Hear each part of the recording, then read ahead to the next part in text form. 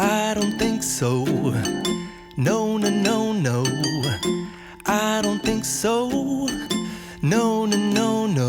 It's never, ever, ever, ever, ever, ever Alam ko po gonna sa mga nakaraang happen. araw o sa mga nakaraang linggo na yan ay medyo hindi talaga maganda yung mga nababalitaan natin o nasasagap nating mga information mula sa Government of Canada dahil hindi naman talaga maganda. Napakaraming mga changes o pagbabago na kung saan ay talagang direktang apektado tayong na mga nag-apply o tayo mismo dito sa Canada. At talagang hindi biro nga naman yung sunod-sunod na atake ng gobyerno ng Canada sa mga pagbabagong ito na nagaganap sa kasalukuyan dito sa immigration system ng Canada. Kaya nga naman hindi natin hahadlangan yung kaisipan ng ilang mga kababayan natin na sinasabi nila na wala na. Kumbaga ang immigration system ng Canada ay kumbaga pakupas na, ang Immigration Canada ay bagsak na, ang sistema nito ay magulo na, hindi na nila alam ang kanilang ginagawa. Yun yung kuminsan na papanood natin sa mga vlogs, sa mga comments, and so on and so forth.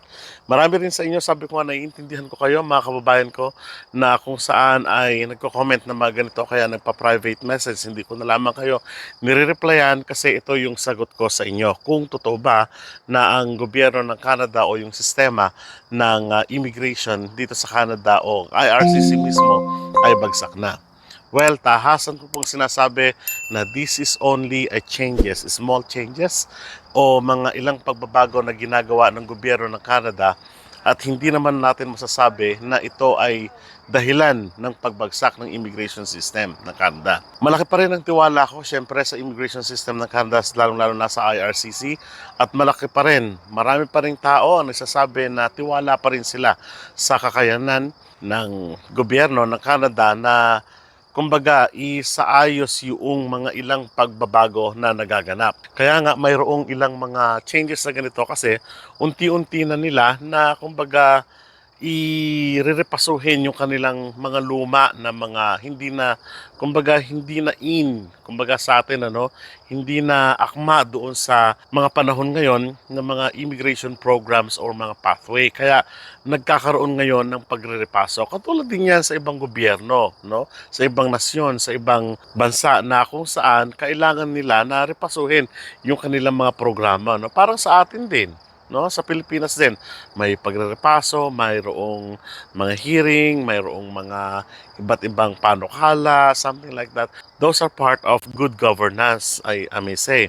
Kasi nga yung pagrerepasong ito ng gobyerno ng Canada ay makatutulong din sa hinaharap. Pag-aralan po ninyong mabuti yung mga sinagawang pagrerepaso o pagtanggal sa mga ilang programa ay siya yung mga programa na kung saan ay nakatulong sa maraming mga kababayan natin. Halimbawa, noong post-pandemic ay nabigyan ng pagkakataon na makapagtrabaho ng mas mahaba ang mga nasa International Worker Permit Program, yung PGWP program kung tawagin natin, na instead of 20 hours, ginawa itong 40 hours, something like that. Yung mga estudyante, hindi na kailangan umuwi at nagkaroon na nga ng panukala na ano kaya kung makahanap sila ng trabaho at mabigyan ng papel dito at maging permanent resident o magkaroon sila ng legal status dito sa Canada. Ano kaya kung yung mga visitors wag na nating pauwiin at dito na lang magtrabaho o mabigyan natin ng work permit, something like that. Hindi ba napakaganda mga programa na binigyan ng pagkakataon yung mga kababayan natin na makapagtrabaho at manirahan dito sa Canada?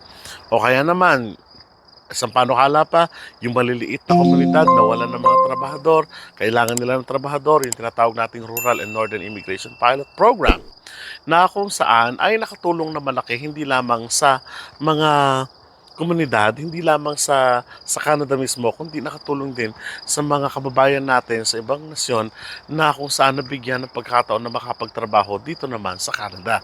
So yun po ang ibig sabihin nun. Kaya nga, hindi natin masisisi ang gobyerno ng Canada na magbigay ng iba't ibang panukala sa mga susunod na panahon.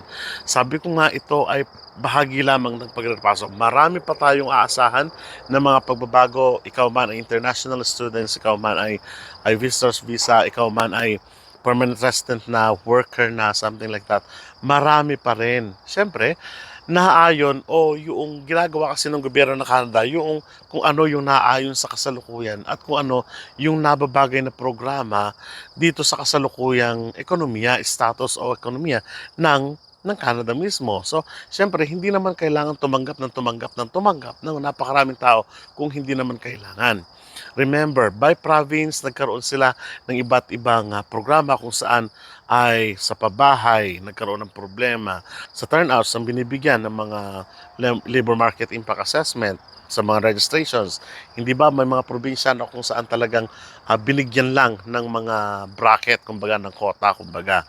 And of course, international student natin na talagang naapektuhan naman, binigyan ng quota yung mga kababayan natin mula sa Pilipinas o kaya naman yung mga probinsya na kung saan ay kung ilan lamang yung tatanggapin nila mga international student dito sa mga probinsyang ito na nabanggit na natin ng mga nakararaan. So, ilan lamang yon, no? So, yung mga bagay na yon ay masasabi, ako personally, dahil nakikita natin na kailangan talaga na may gawin ang gobyerno ng Canada para na sa ganon, maiayos muli yung naidulot ng pandemic sa atin, ano? Although, maraming kinailangan, maraming ginamit ng mga tao upang na sa ganon, maisaayos, thankfully, at natanggap yung mga tao na yon. Ngayon, sa part naman ng gobyerno ng Canada, makikita ninyo na yung pagsasaayos na yon ay unti-unti naman ay binabalik doon sa parang tradisyonal na mga way on how to immigrate here in Canada. Remember, may iba't iba tayong hindi nawala yung immigration system.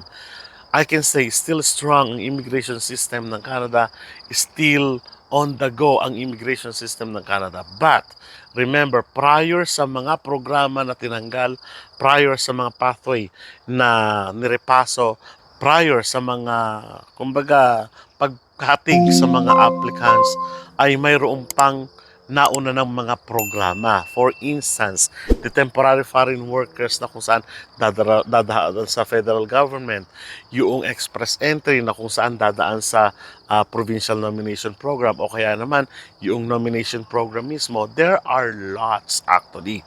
Napakaraming programa ng gobyerno ng Canada na hindi lang natin nakikita, no? So, doon sa mga kababayan natin na nagtatanong at sa mga kababayan natin na nawawalan ng pag-asa na makarating dito sa Canada, again, and remember, may iba't ibang programa ang gobyerno ng Canada na pwede ninyong subukan. Hindi nag-e-end doon sa Visitors Visa Program, sa RNIP, sa International Workers Program na kung saan mas madali daw yung sinasabi nating pagpunta dito sa Canada, yung mga tinatawag natin mga estudyante na kung saan nagkaroon nga ng cap o quota yung islang natin sa sa immigration, kumbaga. So again, tahasan kong sinasabi, is still strong, no? Sa mga kababayan natin na nagnanais na makarating dito sa Canada, ituloy nyo lang yung pangarap ninyo. There are lots of ways na makarating dito sa Canada. Always rely dun sa immigration.ca. Hindi isinasara, hindi isinara, at hindi magsasara near or soon ang immigration.ca o kaya naman ang immigration system ng Canada. Still, kailangan pa rin po ng mga foreign workers ng Canada. Yun ang katotohanan dyan. Pero, hindi na siya ganoon kalaki, pero patuloy pa rin po yung pagpoproseso niya. Nga lang, sabi natin, isinasaayos sa mga nagko-comment, sa mga nagpa-private message na bagsak na ang immigration system ng Canada. Tahasan ko sinasabi, no, hindi po. Kasi nandyan pa yung mga naunang programa na talagang subok na talagang yun ang nagparami. Bago pa tayo nakarating dito, bago pa kami nakarating dito, yun na talaga yung programa ng immigration or ng IRCC. So kung tatanungin niyo ako, makakarating pa kaya kami sa Canada? Again, depende. Sa qualification ninyo, babalik na naman tayo sa basic. Kung mayroong mga employer na bibigay sa iyo ng LMIA, kung mayroong employer sa inyo na mag-hire sa ibang programa, sa ibang pathway, why not? Makararating po kayo dito. Yun lang po ang ibig sabihin niya. Hindi na lang po ngayon kasi yung Visitors Visa, RNIP, yung low income o yung low wage na o yung low skill kung tawagin natin, hindi na lang po kasi yun. So, ibig sabihin, tingnan nyo yung website ng Government of Canada. Napakarami doon, no? Na ang daming way para makarating dito sa Canada. Not only those. Remember, uulitin ko na naman, yung mga programa na yon ay ginawa lang post-pandemic para lang matulungan yung mga kababayan natin o yung mga tao na nandito na makapagtrabaho at makatulong din naman sa economy ng Government of Canada, to make it short, no? I hope ay nalinawan po kayo at nasagot ko yung mga tanong ninyo sa comment section, and of course mga private messages ninyo tungkol sa mga tanong ninyo with regards to the integrity of the IRCC or the CIC. Still 100% working pa rin. Ako personally, believe pa rin po ako sa IRCC at sa CIC. Pataas pa rin ang integridad ng IRCC, CIC. Muli, maraming salamat at kita-kita po tayo sa mga susunod na vlog. Hanggang sa muli po, paalam. Nope, a nope. Probably never, ever, ever, ever, ever,